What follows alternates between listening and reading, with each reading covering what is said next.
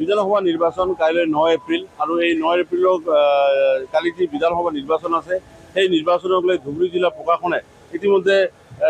ব্যাপক প্ৰস্তুতি লোৱা দেখা গৈছে আৰু দেখা গৈছে যে ধুবুৰীৰ গৌৰীপুৰৰ যি PC ইনষ্টিটিউশ্যন আৰু প্ৰমোদেশ বৰুৱা মহাবিদ্যালয় এই দুটা প্ৰতিষ্ঠানতে EVM মেচিন আৰু নিৰ্বাচনৰ কামত জড়িত বিভিন্ন সা সামগ্ৰীসমূহ ইতিমধ্যে বিতৰণ পৰ্ব আৰম্ভ হৈ গৈছে আৰু জিলাখনৰ যি 5টা বিধানসভা সমষ্টি সেই 5টা বিধানসভা সমষ্টিৰ যি ভোট কেন্দ্ৰ আছে সেই ভোট কেন্দ্ৰসমূহত সংশ্লিষ্ট নিৰ্বাচনী বিষয়া কৰ্মচাৰীসকলে তেওঁলোকৰ EVMসমূহ আৰু অন্যান্য নিৰ্বাচনৰ সা সামগ্ৰীসমূহ সংগ্ৰহ কৰি তেওঁলোকৰ ইতিমধ্যে ৰাওনা দিছে। কিন্তু ৰাওনা দিয়াৰ পূৰ্বে তেওঁলোকৰ বাবে জিলা প্ৰশাসনে এটা বিশেষ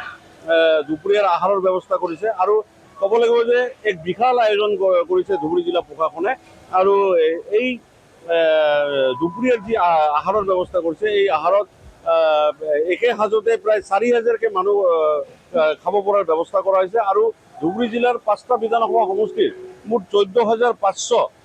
বিষয়া কৰ্মচাৰীৰ খোৱাৰ ব্যৱস্থা কৰিছে, এক বিশাল আয়োজন কৰিছে আৰু খুব সুন্দৰকে আৰু খুব ধুনীয়াকে এই খোৱাৰ পৰিৱেশন কৰা দেখিবলৈ পোৱা গৈছে।